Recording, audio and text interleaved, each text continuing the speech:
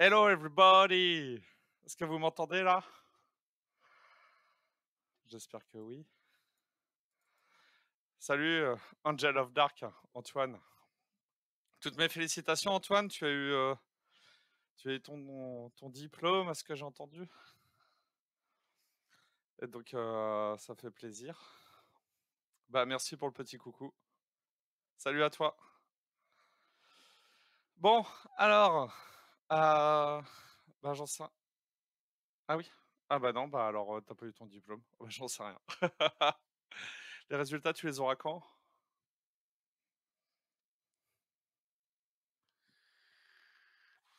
Ah, j'ai confondu. La fausse joie. Ah non, bah, moi, j'en sais rien, j'ai pas les résultats à l'avance, hein. Va falloir que tu attendes.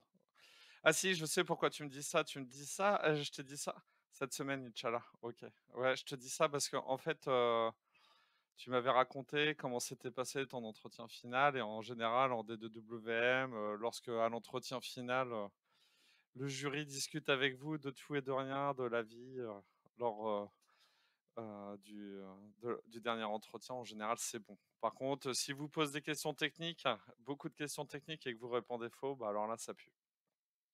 Donc, soit il vous parle, de la pluie, du beau temps et puis, de la vie et c'est que c'est dans la poche ou alors c'est que vous avez absolument rien à faire dans le développement informatique. Mais, avec, mes années et mes années, de responsable de promo et ben, je peux te dire que je pense que ça sent bon pour toi et je parierais de toute façon, quoi qu'il en soit, on doit boire une bière. Bah, bien sûr qu'on ira boire une bière et on fera la danse de la victoire et puis, on fera des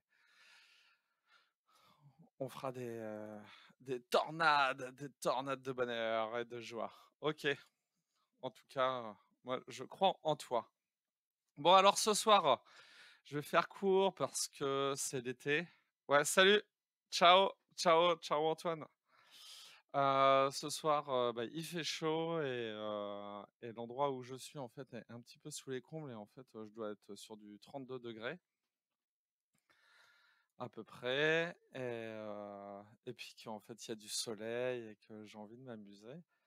Donc je ferai, un petit point rapide, un petit point, rapide, mon ego, où je suis super content parce que sur Coding Game, je viens de passer, le statut de maître. Donc, regardez, je vais vous montrer. Je suis pas peu fier. Tac, hop là, hop là, hop là. Je vous montre sur Coding Game.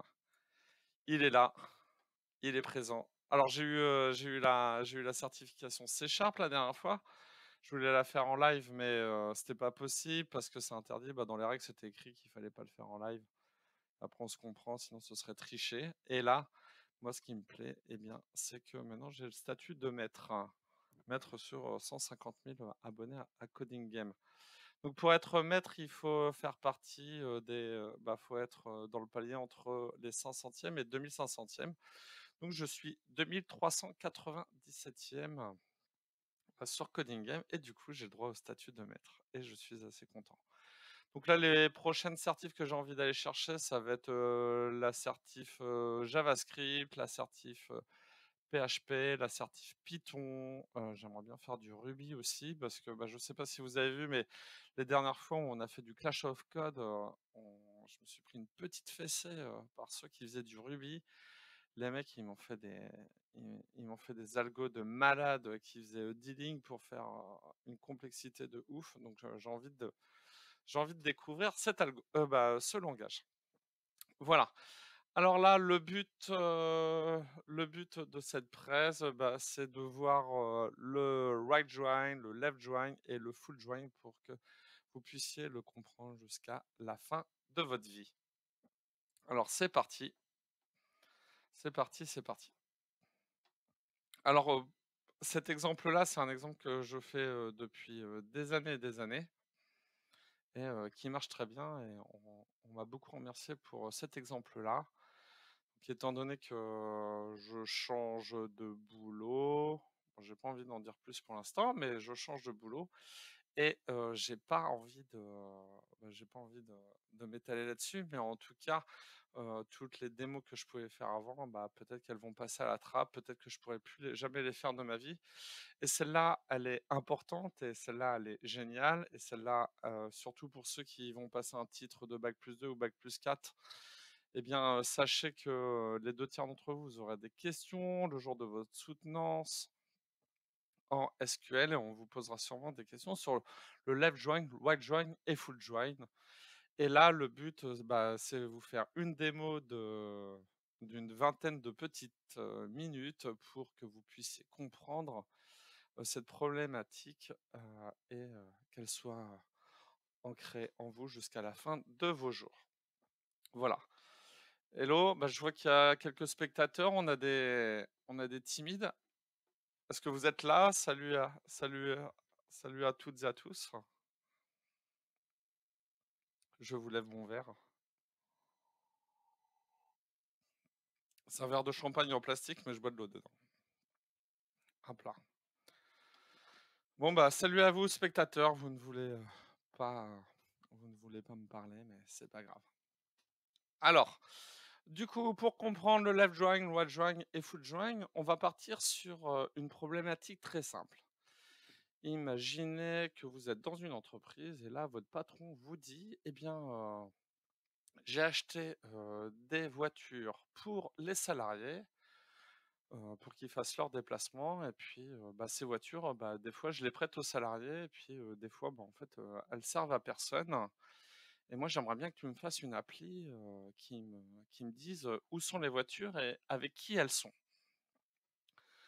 Donc, là réfléchissons et je vais vous faire un dessin. La première chose à faire, que ce soit en algorithmie ou en SQL ou, de toute façon dans le développement informatique, la chose qu'il faut faire en premier, eh bien, c'est toujours réfléchir et c'est la raison pour laquelle on nous appelle des analystes développeurs ou des ingénieurs d'études et développement.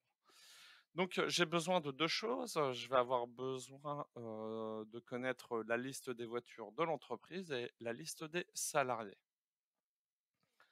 Donc, 2 entités, 2 informations qui sont, totalement différentes, hein. Je bah, je vais pas parler d'une voiture comme si, je parlais d'une personne et je vais pas parler d'une personne comme, je parle d'une voiture. Donc on a, 2 types d'informations différentes. Donc, en SQL, on va partir sur quoi? Eh bien, on va partir sur 2 tables. Une table du coup qui, contiendra la liste des personnes et une table qui contiendra la liste des voitures. Voilà. Alors ensuite, je vais essayer de faire un beau schéma de base de données. Il y en aura un vrai après, mais là, je le fais sur Paint parce que j'adore Paint. J'ai un master en Paint. Hop là. Ah, tac, tac et tac. Donc, nous devrons avoir une table qui enregistre du coup la liste. Putain, c'est tellement puissant. Ah, c'est tellement puissant Paint que ça a planté. Hop. Voilà. Alors, je vais recommencer. Donc une table personne et une table voiture. Donc pour les personnes, eh bien, la table, je vais l'appeler personne.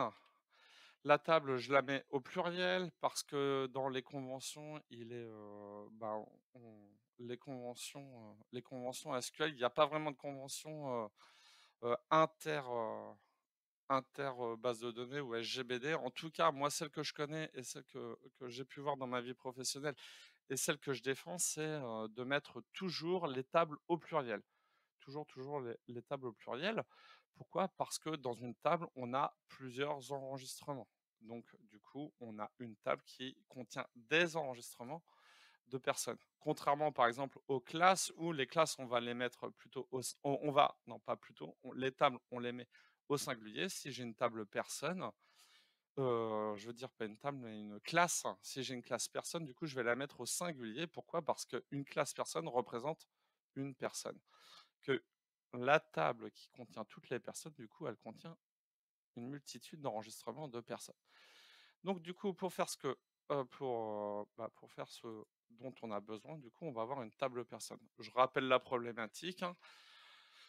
Dans une entreprise, on nous demande, du coup, de, créer une application qui permet, de gérer les voitures de l'entreprise et de savoir à qui a été prêtée la voiture.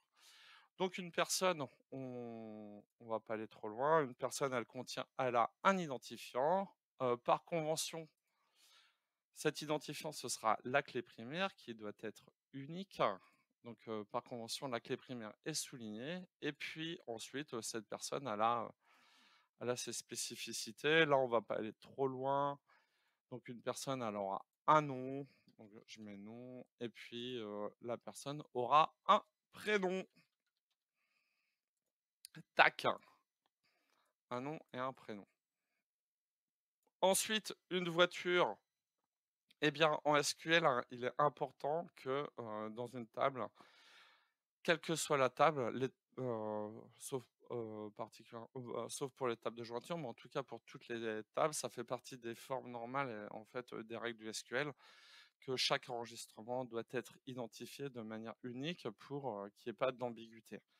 Et d'ailleurs, du coup, cette règle-là, vous pouvez, vous bah, n'ayez pas peur de l'oublier, pensez juste à la vie de tous les jours.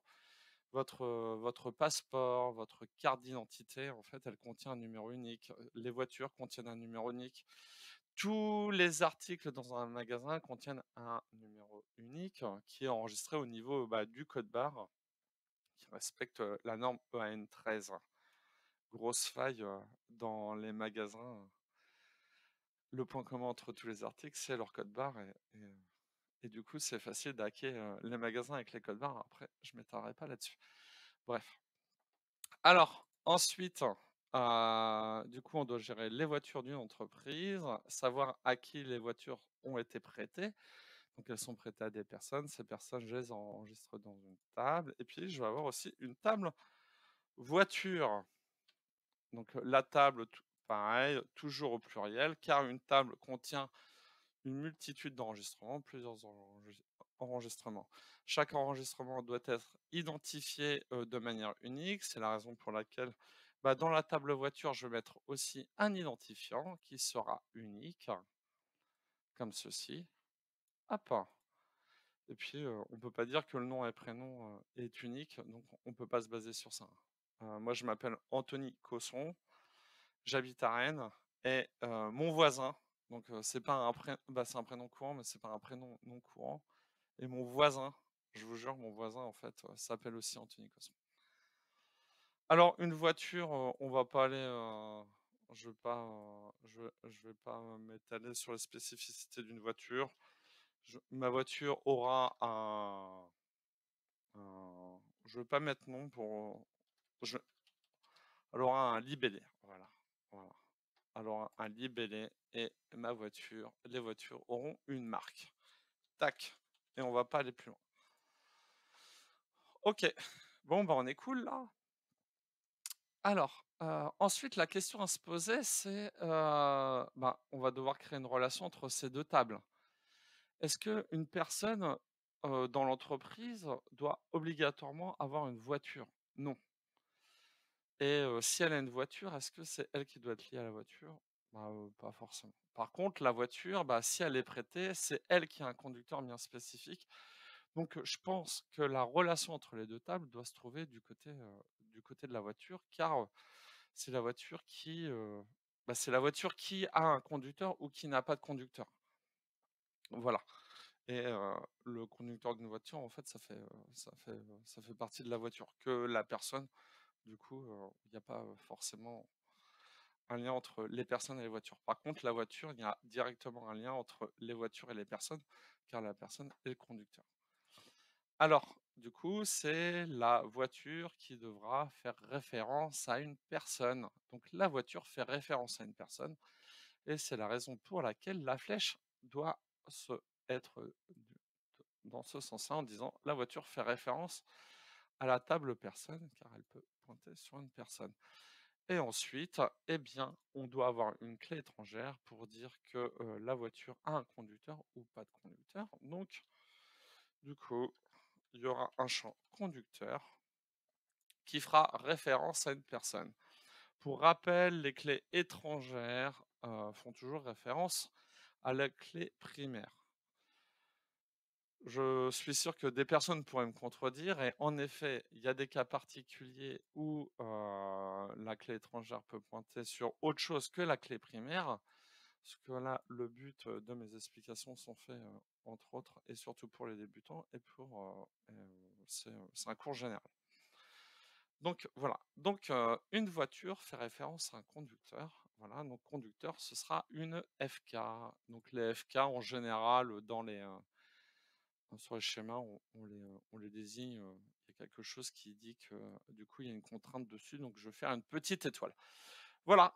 Eh bien, la base de données sur laquelle on va travailler respectera le schéma que je viens de créer ici et j'espère que vous l'aurez compris. Voilà.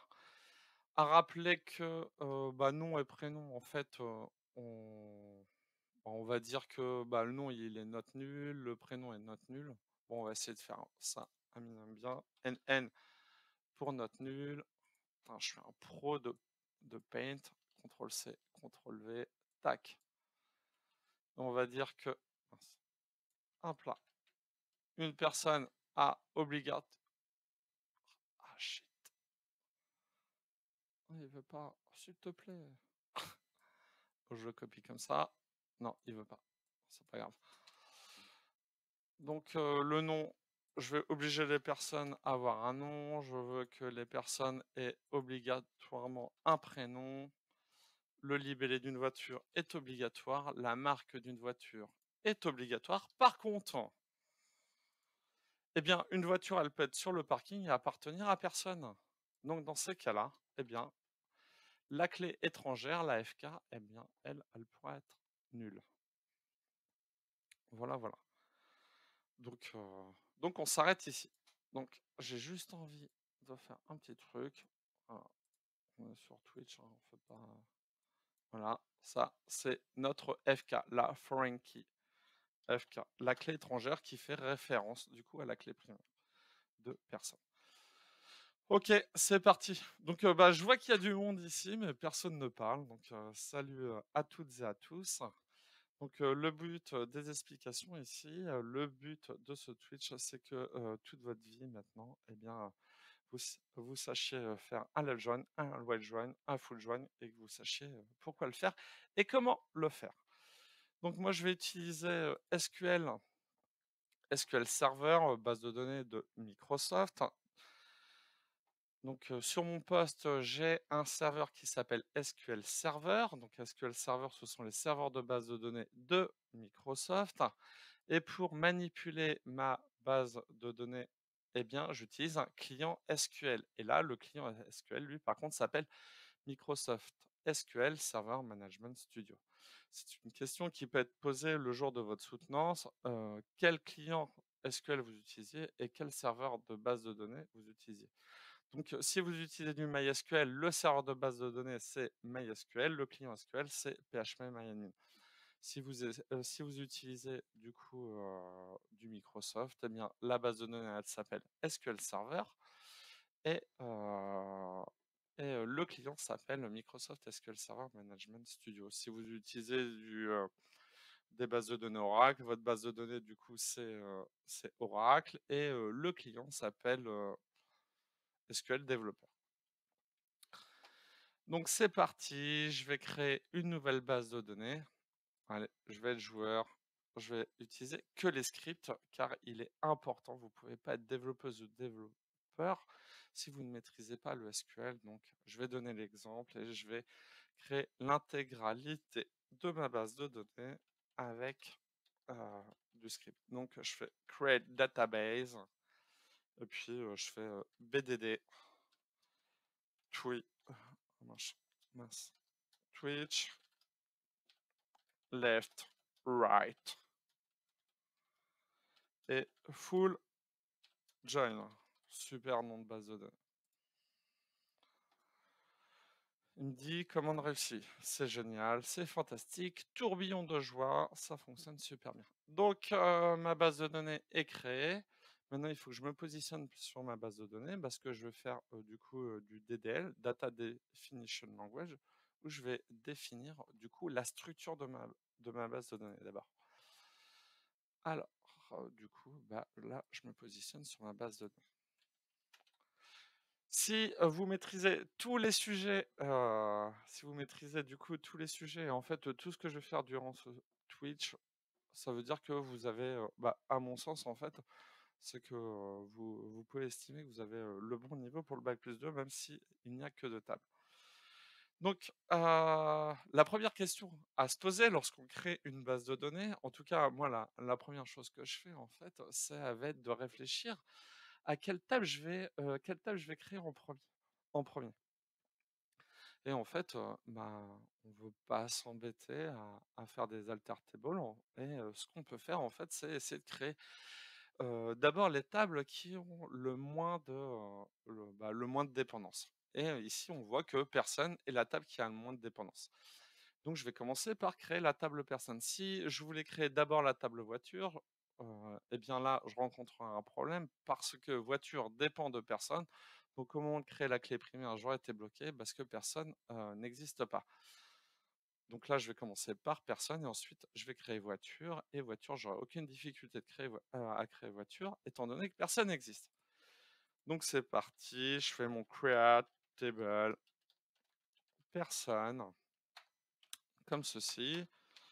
En développement informatique, pour moi, il y a pas beaucoup de la mémoire, n'est pas forcément importante, mais après en SQL, je vous invite quand même à connaître, c'est quand même ces différentes instructions. Donc je crée un identifiant pour mes personnes qui sera de type int, qui sera la clé primaire, primary key. Donc bien entendu, c'est une contrainte, la clé primaire. Je pourrais lui donner un nom, mais là, j'ai envie d'aller à l'essentiel. Je suis pas sur un cours. Je suis là pour, vous aider à comprendre. Après, si vous voulez approfondir, eh bien, il y a des cours qui existent. Donc là, le but, c'est de bien comprendre. Donc ID, l'identifiant, il va être de type entier. Comme ça, je m'embête pas à faire un identifiant trop compliqué. C'est ma clé primaire, car pour chaque table, chaque enregistrement doit être identifié de manière unique. Donc l'ID permet cela. Puis j'ai pas envie de m'embêter à créer tous les identifiants. Donc en fait, je vais charger mon SGBD, donc mon serveur de base de données, je vais le charger de créer ces différents identifiants. Donc je vais mettre identity. Tac, comme ceci, et cela va permettre de créer automatiquement les identifiants. Donc quand je vais créer une première personne, alors à l'identifiant 1, puis 2, puis 3, puis 4, puis 5. Je vais le faire juste après. J'aurai un nom, donc l'ID, je ne mets pas le nul ou le not nul. Implicitement, en fait, une clé primaire et not nul.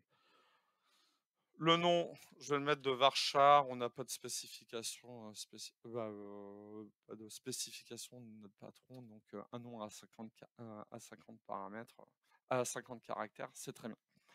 Donc varchar, hein, qui est le diminutif de variable char, donc ça veut dire que la taille de la cellule sera égale à la taille de l'enregistrement. Si le nom fait 5 caractères, on n'enregistrera que 5 caractères. Si le nom fait 15 caractères, on enregistrera 5 caractères. Si le nom fait 15 caractères, on enregistrera 15 caractères. Que si je fais char 50, si le nom fait 5 caractères, on enregistrera quand même 50 caractères, etc., etc. Moi, j'ai travaillé dans les télécoms où on gérait des milliards de données et lorsqu'on est confronté à ce genre de problématique, eh bien, c'est des petites choses auxquelles on réfléchit, surtout quand on voit le prix d'un serveur. Et donc, on disait que on disait que du coup, le nom est obligatoire, le prénom ce sera pareil, varchar de 50 et note nulle pour dire que le prénom est obligatoire. Tac, notre table est créée, en tout cas le script est fait. Je clique sur exécuter et là, tadam, commande réussie. Si je fais clic droit actualiser, eh bien, j'ai bien ma base de données ici présente et sa table personne. idéalement, bah, ce serait bien d'avoir, des données pour tester. Donc je vais faire insert into, person. Je vais insérer des données dans personne et je vais pas insérer des personnes. Values et regardez ici, petite remarque, petit point d'attention, l'identifiant est généré par le SGBD, donc je n'indique pas d'identifiant. Donc passons et du coup je vais donner, directement un nom. Donc ici, je vais mettre simple code en SQL, on utilise les simples codes, tar pour le nom de famille, et puis ensuite Guy. Hop là. Je vais insérer une autre personne. Alors j'ai pas trop d'inspiration ce soir, je suis un petit peu crevé et en fait il fait une chaleur de malade. Donc Sandy, puis famille au hasard on va mettre Kyo. Et puis là on va mettre Yvan, puis un nom de famille au hasard.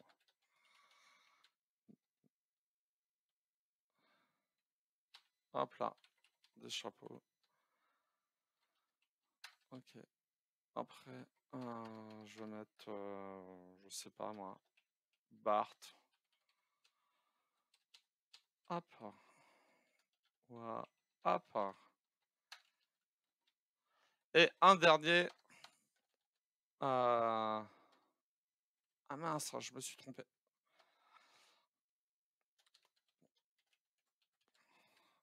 Donc Marcel, le nom de famille, et puis Eddy, son prénom. Hop là, je me suis trompé. Bar. Hop là. Donc Monsieur Wax, des chapeaux, Yvan et Kilo. Ça te dit, tadam! Donc, je sélectionne mon code et du coup, bah, c'est que le code que j'ai sélectionné qui sera exécuté. J'exécute ça et puis ça passe. Ensuite, je vais faire mon create. Elle m'a dit donc vous n'êtes pas, vous n'êtes pas bavard ce soir.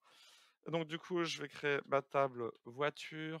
En même temps, il fait chaud. Je pense que je suis le seul mec au monde qui est en train de développer ce soir. Je vais mettre un ID int de type, bah, ce sera ma clé primaire, primary key, et qui sera de type identity, comme ceci. Et ma voiture, du coup, avait un libellé que je mets de type varchar 50, note nul, et puis hop là. Je respecte mes conventions de codage. Si tout est en minuscule, bah tout est en minuscule pour les noms de colonnes. Et puis une marque. Tac, marque et varchar de 50. Tac. Et note nulle aussi. Voilà. Et ensuite, ma clé étrangère. Donc là, je vais faire conducteur, conducteur. La clé étrangère doit toujours être du même type que la clé primaire à laquelle la clé étrangère fait référence. Donc la clé primaire de personne est un entier. Donc le type de ma clé étrangère sera int. Et elle fait référence à qui cette clé étrangère? Eh bien, elle fait référence à la table personne. Et dans la table personne, eh bien, la clé primaire, c'est ID. On s'accroche. Est-ce que cela va fonctionner? Je pense que oui. Et tac, ça marche. Donc, je rafraîchis du coup. Je rafraîchis mon SQL Server Management Studio. Je vais créer un diagramme de base de données. Moi, je vous invite à faire ça chaque fois que vous créez une base de données. Puis, en fait, ça va vous permettre de bien voir votre schéma de base de données et puis de voir si c'est bien ce que vous attendiez. Tac, donc voiture, un ID libellé, marque, un conducteur. Elle fait référence à personne qu'un ID, nom, prénom. Ok, parfait. Ok. Donc ensuite, je vais créer une nouvelle requête. Je vais créer des voitures. Insert into, du coup, voiture. Et puis, c'est parti. Values. Alors, avant ça, je vais faire un select all from personne pour savoir qui j'ai. dans la table personne, tac, je fais exécuter. Donc là, je vois toutes mes personnes et puis je fais values. Donc bah, je vais suivre l'histoire de mes voitures. Donc la première voiture que j'ai eue, eh bien, c'était une Twingo. Et puis vous allez pouvoir voir mon ascension sociale. Alors, Twingo, c'est chez Renault. Tac. Ensuite, après ma Twingo, eh bien, j'ai eu. Oui. Et ma Twingo, on va dire que bah, personne ne l'utilise. Ensuite, j'ai eu une Clio. La Clio, bah, c'est de chez Renault aussi. Et on va dire que bah, c'est Guitare qui emprunte en ce moment la Clio. Ensuite, eh bien, j'ai eu un Kangoo, bah, de chez Renault, toujours. Et on va dire que c'est Sandy qui l'utilisait. Bon, bah après, j'ai pas eu d'autres voitures. Donc, je vais faire autre chose. Je vais mettre la R5. C'est la voiture de mon meilleur pote. Et on va dire que c'est Yvan des Chapeaux qui l'utilise. Et puis ensuite, eh bien, c'est tout. C'est tout.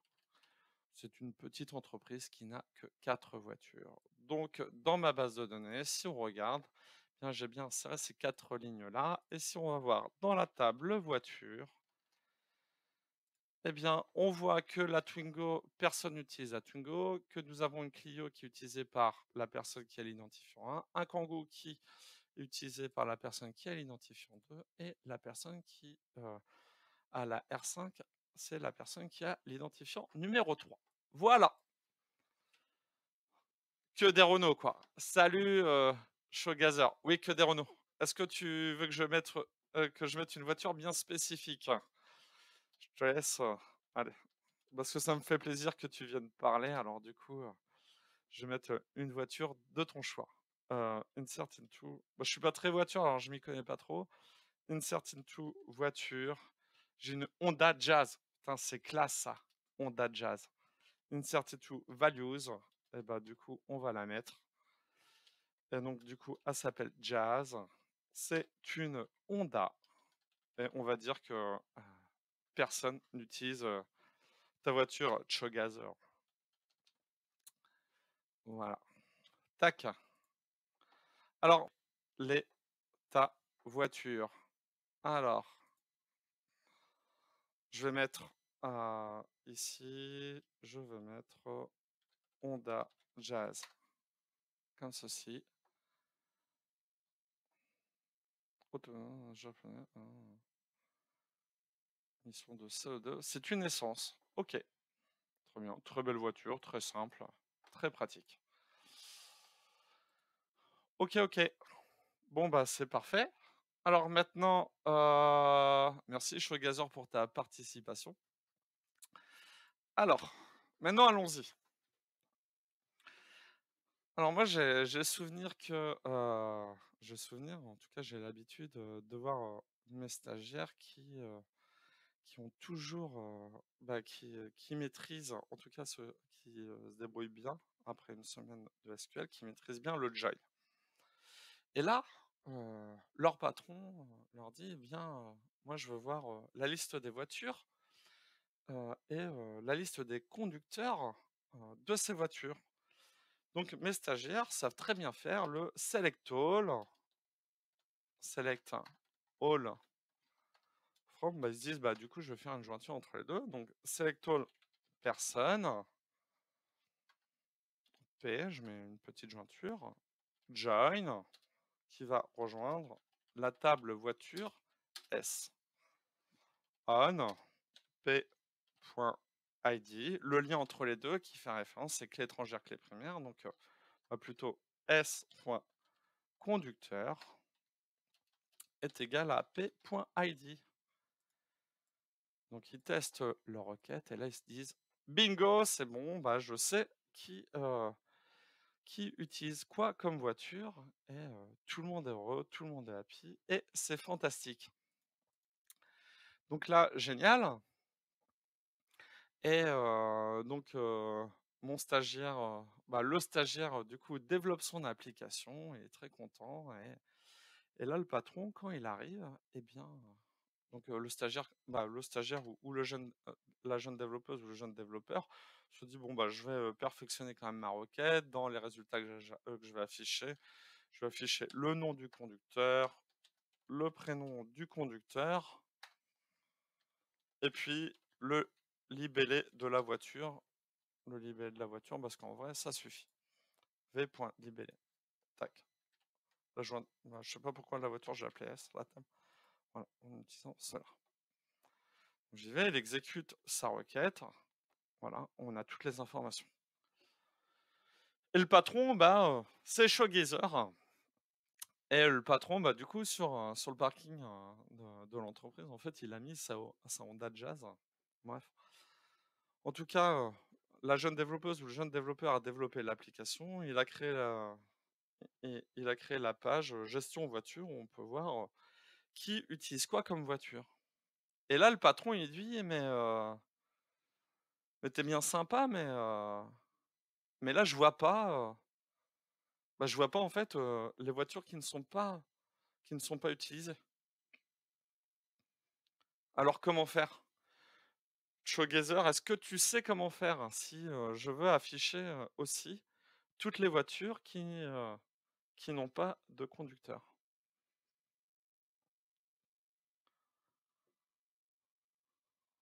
Est-ce que tu vois? Exactement, un ride join. Exactement, exactement, Showgazer.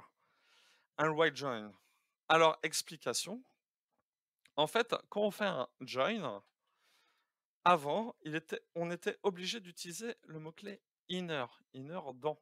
Et en fait, quand vous utilisez un join tout court, eh bien, on va afficher toutes les données où il y a une relation entre la première table et la deuxième table. Eh bien, Guitare à la Clio, 110 kilos à le Kangoo, Yvan des chapeaux à la R5. Mais en vrai, il n'y a pas de relation entre la Honda Jazz et une personne, étant donné que personne n'est dans la Honda Jazz. Et donc, le SGBD n'affiche pas ces informations-là. Et donc, si on veut afficher des informations, même s'il n'y a pas relation, alors il faut utiliser le right join ou le left join ou le full join. Donc, Showgazer, pourquoi le right join?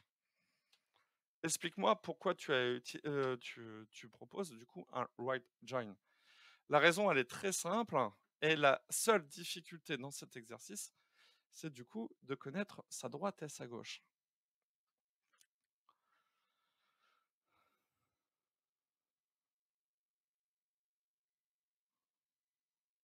À expliquer. Eh bien, c'est très simple. Si vous regardez ici, right, c'est parce que la table voiture est située à gauche de la roque, à droite de la roque. Excellent. Oui, et bah voilà, tu as buté sur cette problématique-là de je connais ma droite et ma gauche. Alors, du coup, exactement, regardez, bien ici, j'ai personne et j'ai voiture. Et moi, j'aimerais aussi afficher toutes les voitures, même s'il n'y a pas de relation avec la table personne. Et donc, regardez, voiture se trouve à droite du join. Donc, j'ai tout simplement besoin de faire right join. Et regardez le résultat. Je fais right join. Et du coup, là, je vois que je vois la totalité, l'intégralité du coup des véhicules de la table véhicule, de la table voiture. Donc, je vois la Twingo et je vois la Jazz. La Twingo n'a pas de conducteur, donc dans prénom c'est nul et dans nom c'est nul. Jazz n'a pas de conducteur, donc dans prénom c'est nul et dans nom c'est nul. Autre question? Maintenant, le patron, là, lui, ce qu'il veut savoir, c'est qui a quoi comme voiture et il veut aussi.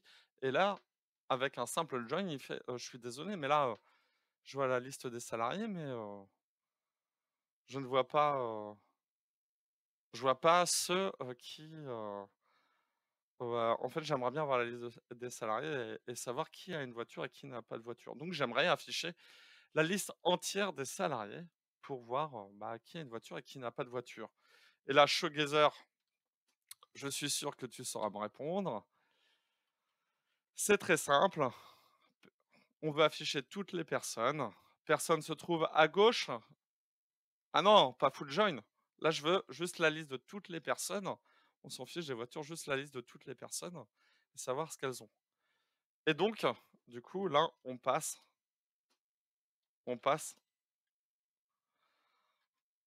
donc, donc left join, exactement, left join. Et regardez le résultat. Et bien là, j'ai la liste exhaustive de tous les salariés de la boîte.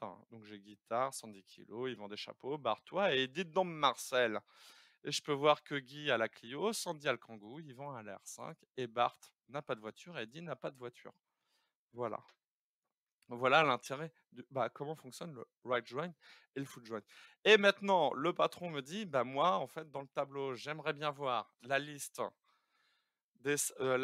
exhaustive de tous les salariés, voir qui a une voiture et qui n'a pas de voiture. Et j'aimerais bien voir aussi quelles voitures seront utilisées et pas utilisées pour savoir à qui il est prêté. Et donc, eh bien, euh, vous allez me dire, bah, c'est left, right, join et non, on n'utilise pas left, right, join. Du coup, si je veux voir toutes les personnes, bah, tous les enregistrements de la table qui est à gauche du join et tous les enregistrements de la table qui se trouve à droite du join, du coup, c'est left et right. Et donc, la fusion des deux, eh bien, c'est full. Bravo! Together!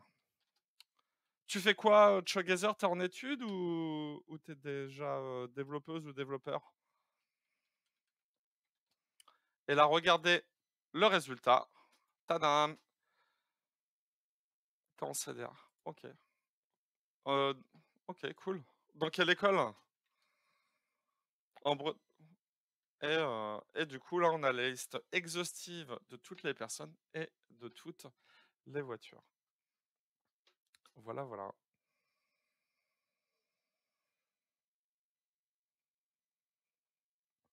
Bon, eh bien, j'espère que cela vous a plu.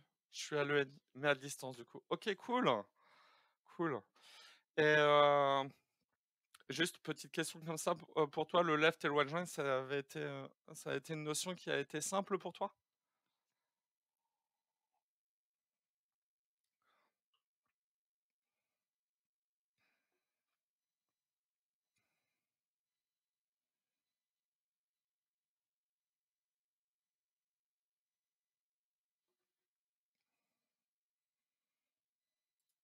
En tout cas, moi, ce que je sais, c'est que oui, ça va. Après, ça confirme que j'avais bien compris, donc merci pour l'explication.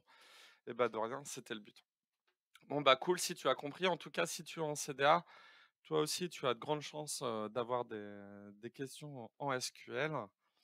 Et moi, ce que je sais, c'est que ce que je sais, en tout cas, ce sont mes chiffres de ma tête. Je pense que ce ne sont pas les vrais chiffres, mais moi, je dis que 66% des stagiaires, du coup, ont des questions le jour de la soutenance en SQL. Et souvent, quand il n'y a pas de titre ou quand il y a un CCP qui est perdu, c'est sur cette partie-là. Donc, eh bien, je vous invite tous et toutes à bien comprendre, à bien savoir faire un join, left join, right join et full join. Est-ce que tu as apprécié du coup cette démonstration de Showgazer?